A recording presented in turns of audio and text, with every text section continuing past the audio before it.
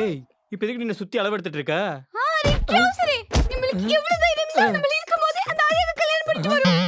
கல்யாணமா? ஏய், உன் சட்டையில இருந்து கையேறி. அவன் என்ன சொல்லாமே நம்பிருவியா? உனக்கு ஒரு சுயறிவு இல்ல? இதுக்காண்டி மலைக்கு அது பள்ளிக்கூடத்து பக்கம் ஒதுங்கணும்ன்றது. அரே ஜி, நம்ம ஊர் ராஜஸ்தான்ல மொத்தமா பாலைவனமாச்சு. அப்ப எப்படி மழை வரும்? நம்ம எப்படி பள்ளிக்கூடம் பக்கம் போகும்?